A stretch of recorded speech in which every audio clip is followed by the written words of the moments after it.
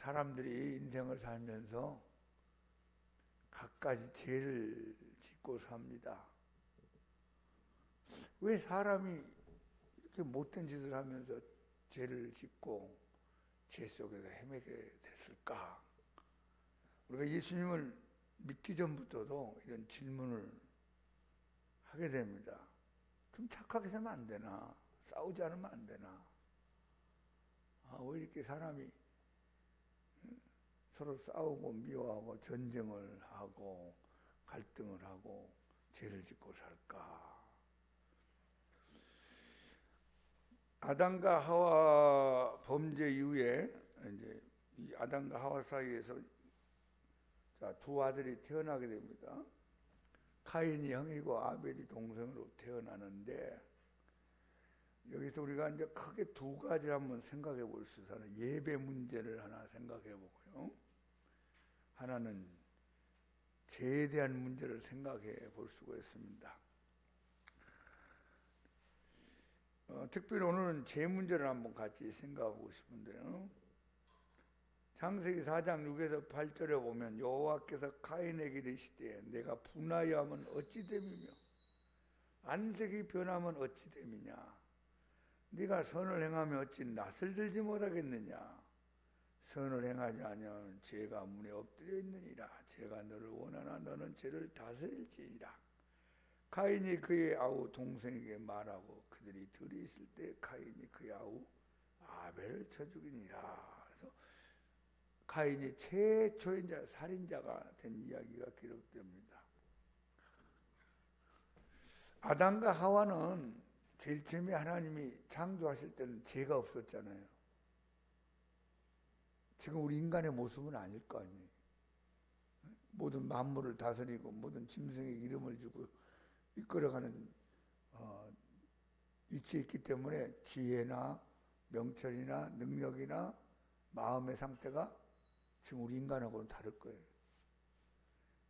근데 이제 아담과 하와가 몇 살 때 죄를 짓고 넘어졌는가는 성경이 없으니까 중간에 이제 넘어졌어요. 근데 카인은 아담과 하와가 죄를 짓고 난 다음에 에덴 동산에서 쫓겨난 이후에 태어난 자녀가 카인이고 아벨입니다.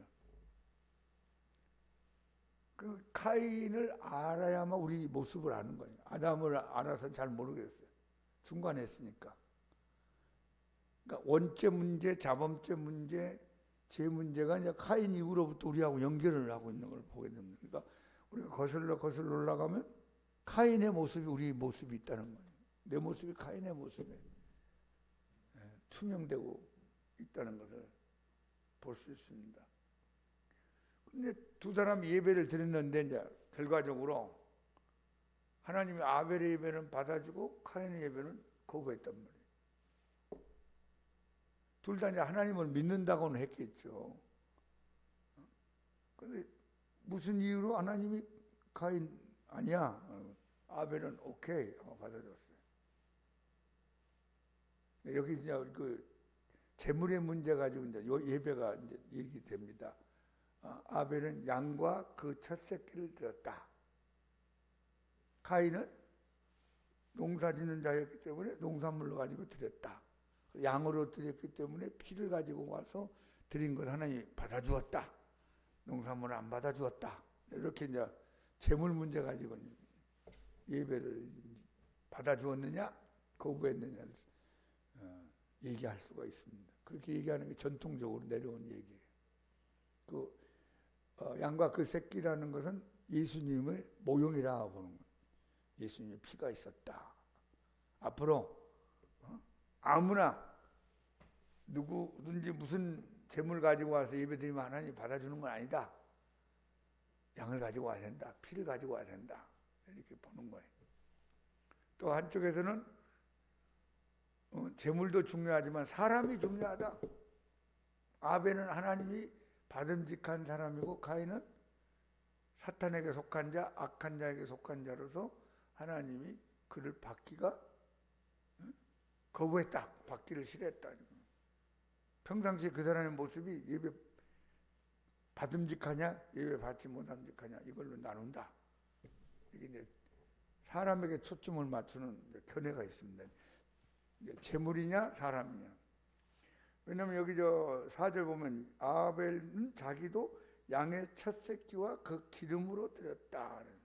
그래서 여호와께서 아벨과 그의 재물을 받으셨다. 그러니까 재물 더하기 아벨 더하기 재물을 함께 받으셨다. 우리가 예배 드릴 때 나와 내 예배의 행위를 하나님이 함께 받으신다. 그렇게 얘기를 설명합니다. 그런데 가인의 문제가 뭐냐면 예배가 거절되니까 우리가 생각해 보면 왜 예배를 하나님이 거절하셨지?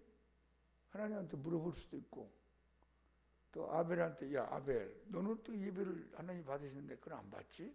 너는 어떻게 예배 드리니? 좀 물어볼 수도 있고, 또 이번만 예배 드리는 게 아니고 또 다음에 또 예배 드리면 되는 거니까 수정 보완해서 하나님이 바람직한 예배를 드리면 좋겠는데 가인이 그렇게 하지 않고, 여기 보면 이제 5절 가인과 그의 재물은 받지 아니하신지라 가인이 몹시 분하여 안색이 변하더라. 우리의 문제가 뭐냐면 비교의식에 빠지는 거죠. 비교의식. 이것을 가인이 이기지 못했어요. 우리는 쉽게 이렇게 비교를 하게 돼요. 키가 크다, 키가 작다, 뭐 말랐다, 뚱뚱하다, 있다, 없다, 높다, 낮다. 이게 이제 아담과 하와가 타락한 이후로 생긴 인간에게 있어서 죄성의 문제입니다. 에덴 동산에서 하나님 앞에 행복할 때는 비교하지 않았겠죠. 그냥 마냥 행복하고 마냥 기뻤는데 죄를 짓고 난 다음에 가인이 아벨을 보면서 비교하는 겁니다. 저놈 것은 받아주고 내 것은 안 받아주고. 이제 보세요. 둘 다 안 받아주면 이런 일이 안 생겼을 거 아니에요. 둘 다 받아줘도 안 생겼을 거 아니에요. 하나는 받아주고 하나는 안 받아주니까 가인의 마음속에 비교의식이 생기면서 시기와 질투가 생긴 거예요. 시기와 질투. 이게 여자분들만 있는 게 아니라 남자들한테도 있는 거예요. 아벨을 시기해 질투하기 시작했어요. 사울 왕이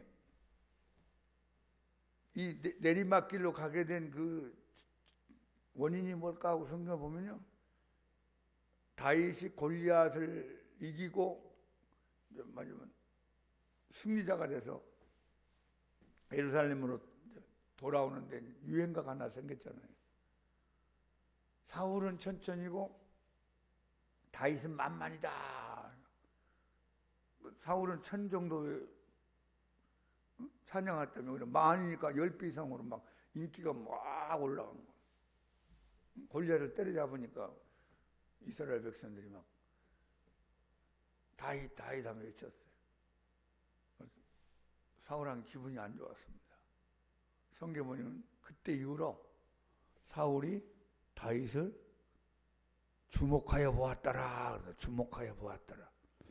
이게 무슨 뜻인가 하고 성경을 영어로 봤어요. 영어 성경 보니까 사울이 그때 이후로 다윗을 질투하는 눈으로 보았더라 하는 거예요. 기분 나쁘다 그래. 내가 왕인데 내가 만만이라는 말을 들어야 되는데 저 조그만 꼬맹이가 뭐 골리앗 따라잡았다고 천천히고 나는 천천히고 쟤는 만만이야? 그때부터 내가 기분이 안 좋은 거예요. 그때부터 다윗을 미워하기 시작했어요. 그걸 타고서 사탄이 들어오는 것도. 그래서 다윗을 죽이려고 얼마나 혈안인데 쫓아다니는지 모릅니다. 가인이 아벨에 대한 시기와 질투에만 막 일어났어요. 거기다가 이제 분노가 터뜨린 거죠. 오늘 하나님 말씀이 뭐냐면 7절에 보면 6절 여호와께서 가인에게 이르시되 네가 분하여하면 어찌 됨이냐? 안색이 변하면 어찌 됨이냐? 하나님 지적을 하신 거예요. 너 왜 화를 내고 있느냐? 분노하느냐? 네 얼굴 색깔이 왜 이렇게 분노로 가득 차 있느냐? 자, 마음에 분노가 일어나면 얼굴도 분노가 보인다. 이 마음과 얼굴은 같이 연결되어 있습니다. 내 마음이 막 기쁨이 넘치면 얼굴도 기쁨이 넘치고, 내 마음이 슬프면 얼굴도 슬픔이 넘치고, 내 마음에 어두움이 있으면 얼굴도 어두워지고, 밝음이 있으면 밝아지는 거죠. 하나님은 네 얼굴이 왜 그러냐? 네 마음이 지금 분노가 일어나겠구나. 네가 선을 행하면 어찌 나를 들지 못하겠느냐? 선을 행하지 아니하면 죄가 문에 엎드려 있느니라. 이 죄가 문에 엎드렸다는 말은 맹수가 작은 짐승을 잡아먹으려고 웅크리고 있는 상태를 말한답니다. 그러니까 죄가 내 마음 앞에 와서 웅크리고 있는 거예요. 여차하면 나를 공격해 나를 죄짓게 만들려고 하는 그런 표현이라고 그래요. 죄가 너를 원하나 너는 죄를 다스릴지니라. 그러니까 이 죄를 이기는 방법 중 하나가 적극적인 선을 행하는 게 필요합니다. 나는 가만히 있으면 죄도 안 짓고 나는 선도 행하지 않고 나는 괜찮아. 나는 중간자야. 그게 아니래. 가만히 있으면 죄 쪽으로 가는 거야, 자꾸. 그러니까 이 부정적인 죄 쪽으로 가지 않으려면 내가 적극적으로 선 쪽으로 자꾸 움직이고 선을 행함으로 죄를 이제 다스리고 이기도록 만들어 놨어요. 그러니까 가만히 예배도 안 드리고 죄도 안 짓고 나는 못된 일도 하지 않고 가만히 있으면 좋겠다 하면 벌써 생각이라 마음이 어두운 쪽으로 간대요. 그러니까 적극적으로 선을 행하고 찬송하고 기도하고 봉사하고 하나님이 기뻐하는 신앙의 길을 가야만 이긴다는 겁니다. 자, 분노가 일어났죠. 그러면서 하나님의 말씀을 불순종합니다.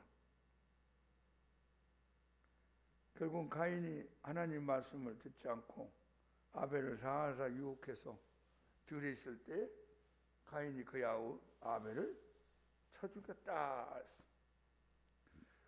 그러면서 이 가인의 마음의 상태, 생각의 상태가 가인에게만 있는 게 아니라 우리에게도 있다 그 말이에요. 우리도 비교식을 잘하고 때로는 열등감도 갖고 우월감도 갖고 질투도 잘하고 시기도 할 수 있고 막 뭔가 올라오는 분노가 있고 그리고 하나님 말도 잘 안 듣고 미움이 가득 차고 이게 카인에게 있는데 보니까 나에게도 있는 거예요. 이게 이제 우리에게 고민이죠. 자, 그저 교재 한번 가운데 보세요. 예레미야 17장 9절 10절 만물보다 거짓되고 심히 부패한 것은 마음이라. 누가 능히 이를 알리오마는 나 여호와는 심장을 살피며 배부를 시험하고 각각 그의 행위와 그의 행실대로 보응하나니. 여기 보면 만물보다 거짓되고 만물보다 부패한 것이 사람의 마음이구나. 이 마음이 누구에게 있어요? 카인에게 있어요. 이 마음이 나에게도 있고 여러분에게도 있다 하는 겁니다. 그러니까 사람의 마음에 그 거짓되고 심히 부패한 것을 누가 모른대요. 하나님만이 안돼요. 그러나 하나님은 사람의 심장을 살피고 폐부를 시험하고 각각 그 행위와 그 행실대로 보응을 한다. 하나님은 깊은 끝까지 다 하신다. 지금 그 말씀을 하고 싶은 거죠. 마가복음 7장 21절 23절 같이 읽어봅시다. 속에서 곧 사람의 마음에서 나오는 것은 악한 생각, 곧 음란과 도둑질과 살인과 간음과 탐욕과 악독과 속임과 음탕과 질투와 비방과 거만과 우매함이니 이 모든 악한 것이 다 속에서 나와서 사람을 더럽게 하느니라. 제자들이 이제 이렇게 밀밭을 지나가다가 그 밀밭에서 이제 뜯어가지고 뭐 어떻게 해서 먹었더만 이제 손도 씻지 않고 안 먹었다. 뭐 그냥 나쁜 짓 했다. 그러면 바리새인 서기관들이 공개가 올 때 예수님 하신 말씀이 밖에서 들어가는 게 나쁜 게 아니고 안에서 나오는 게 문제다 하면서 마음의 문제를 터치한 겁니다. 속에서 곧 사람의 마음에서 나오는 것은 보세요. 악한 생각, 음란한 생각, 도둑질, 살인, 간음, 탐욕, 악독, 속임, 음탕과 질투와 비방과 거만과 우매함이구나. 이 모든 악한 것이 다 속에서, 마음에서 나와서 사람을 더럽게 하는구나. 밖의 문제가 아니라 너희들 다 마음의 문제다 하고 예수님이 지적하는 말씀입니다. 이 모습이 누구한테 있다고요? 카인에게 있다는 거예요. 이 모습이 누구에게 있다고요? 나에게도 있단 말이에요. 우리 인간들에게 다 이런 마음이 있다는 겁니다.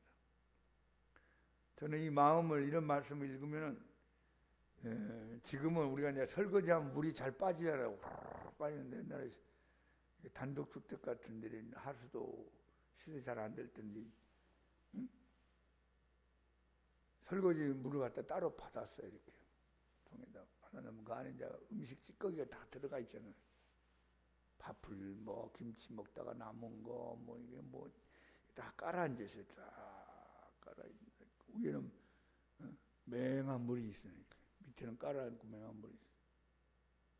그다음 막대기를 한번 푹 저으면 이게 막 올라오고 한번 뒤집어집니다. 그게 마음이다 생각이 들어요. 우리 마음의 저 밑바닥에 이런 못된 것들이 다 이렇게 깔아앉아 있어요. 평상시에 몰라 이렇게. 그러다가 어떤 사건이 일어나서 어떤 계기가 되면 이게 쑥 올라오는 거예요. 그러면서 자기가 자기를 볼 때 깜짝 놀라요. 야, 나한테 이런 마음이 있었나? 야, 나한테 이런 못된 모습이 있었구나. 깜짝 놀랐어요. 응? 이거 예수님 믿으면서도 안 믿는 사람 말할 것도 없고. 그래서 이 카인이 보이는 이 모습이 왜 중요하냐? 이 사람이 타락한 이후에 아담과 하와로부터 최초로 원죄를 안고 태어난 모습입니다. 원죄. 그러니까 아담과 하와는 원래 원죄가 없었잖아요. 깨끗한 사람으로 출발을 했다가 중간에 넘어져가지고 이제 죄인이 됐는데, 카인과 아벨은 원죄를 안고 있는 아담과 하와 사이에서 태어났기 때문에 이 사람의 모습이 우리 모든 사람들의 모습이다 하는 것을 함께 보게 됩니다. 자, 그래서 하나님이 이렇게 만물보다 거짓되고 심히 부패한 마음을 가진 인간들을 변화시키기가 어려운 거야 이게. 그렇게 열심히 잘 믿는다는데 어느 날 보니까 이게 엉터리 같이 그냥 사는 거고, 넘어지고 서로 상처를 주고받을 때가 많잖아요. 그래서 예수님을 이 세상에 보내신 거예요. 자, 보세요. 빌립보 2장 5절. 너희 안에 이 마음을 품으라. 곧 그리스도 예수의 마음이니. 이랬어요. 그럼 우리가 예수님의 마음을 한번 생각해봐요. 예수님 마음 어떤 마음일까? 성경적으로 보면 나는 마음이 온유하고 겸손하니 내 멍에를 메고 배우라. 야, 예수님은 온유하신 분이구나. 근데 나는 온유하지가 않아. 예수님은 겸손한 분이구나. 근데 나는 나도 모르게 겸손하지 않고 교만해. 예수님, 그럼 우리가 어떤 마음을 읽게 되죠? 사랑이 충만한 예수님. 근데 나는 사랑이 충만하지는 못해요. 예수님 그러면 오래 참고 인내하시고, 예수님 그러면 거룩하고 성결한데 나는 더럽단 말이에요. 성령의 9가지 열매, 사랑과 희락과 화평, 오래 참은 자비와 양성과 충성과 온유와 절제. 이게 예수님에게 있는 건데 그에 비해서 나는 이게 잘 없어요. 사랑도 부족하고 희락, 평강, 오래 참은 자비, 양성, 충성, 온유, 절제. 카인에게는 그게 잘 안 보이잖아요. 그냥 시기하고 미워하고 죽이고 싶고 하나님 말씀에 토달고 다니고 불순종하고 의심하고 비교하고 분노하고. 카인의 마음은 내 안에 있는 게 보이는데 예수님 마음은 별로 안 보여요. 그래서 하나님이 이제 어떻게 하시느냐?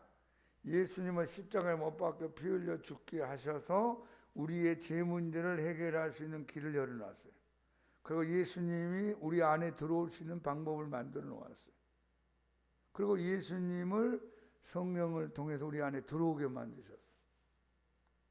내 마음이 변화가 안 되니까, 이게 잘 안 되니까 내 마음에 예수님의 마음을 들어가게 만들었어요. 그러니까 나라는 카인의 성품을 가진 나하고 예수님 마음이 이제 내 안에 같이 이제 살게 됩니다.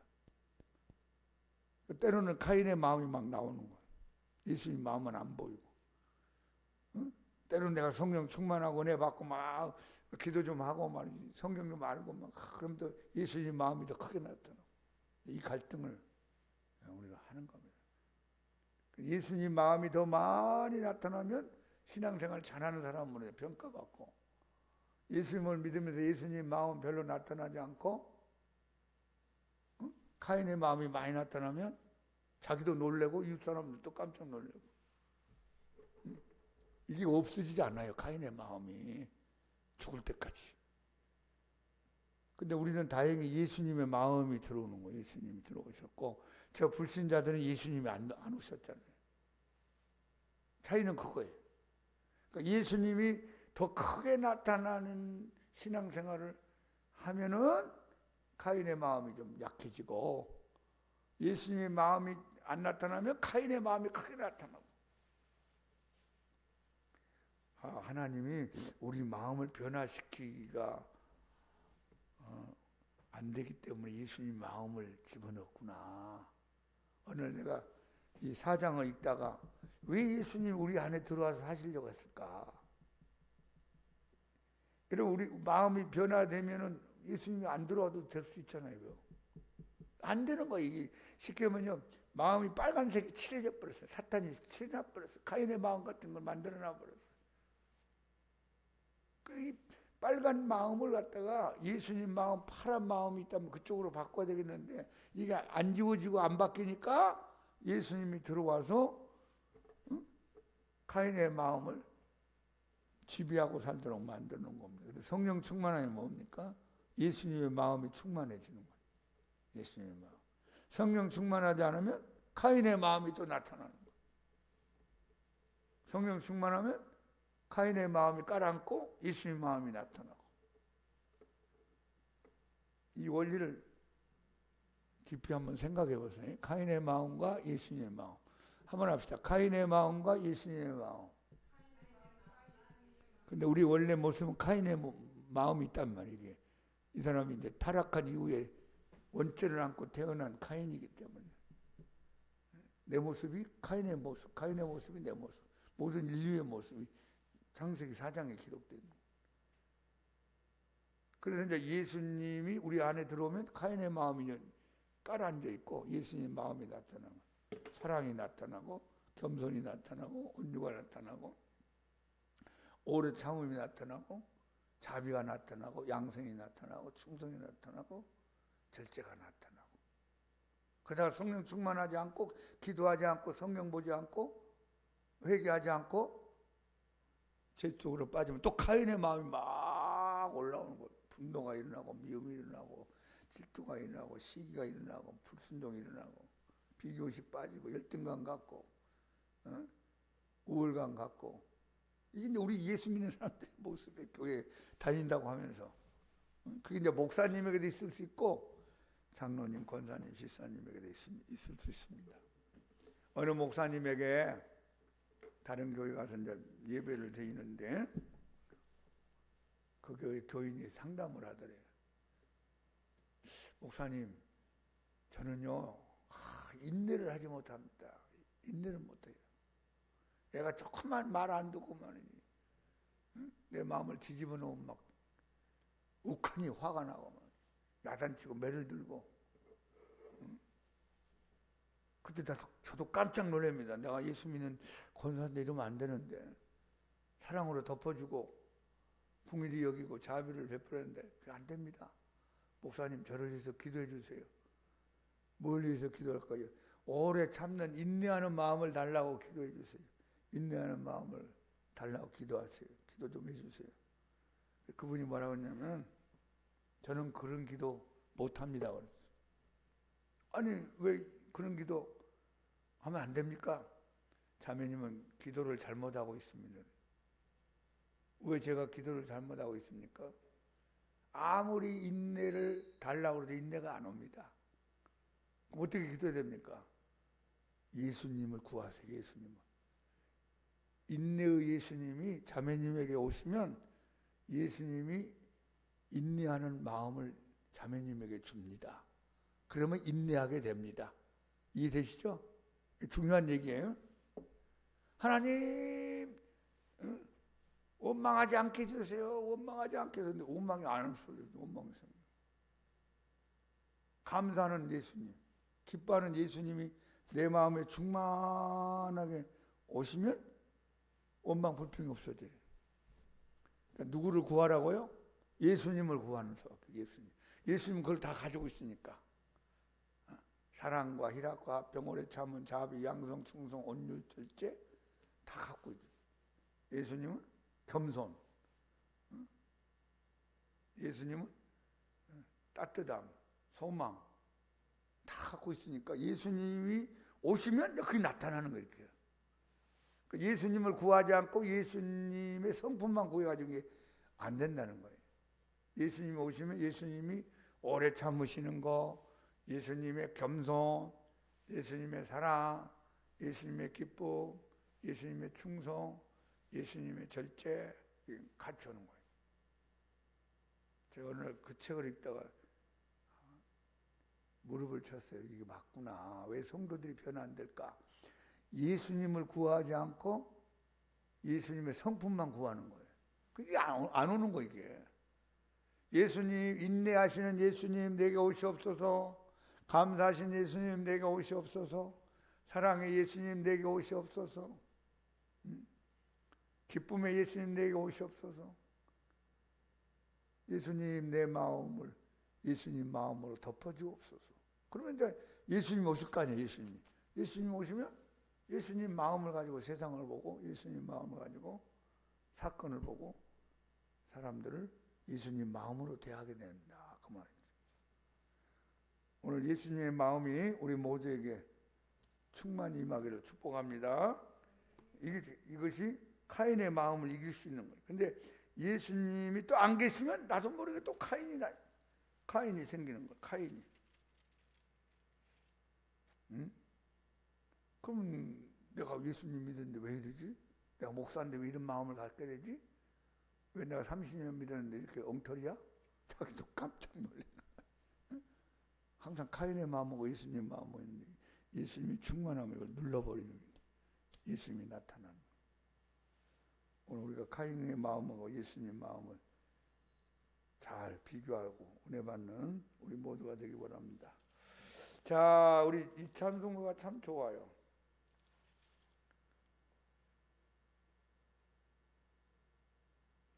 주 예수님 내 마음에 오사 286장.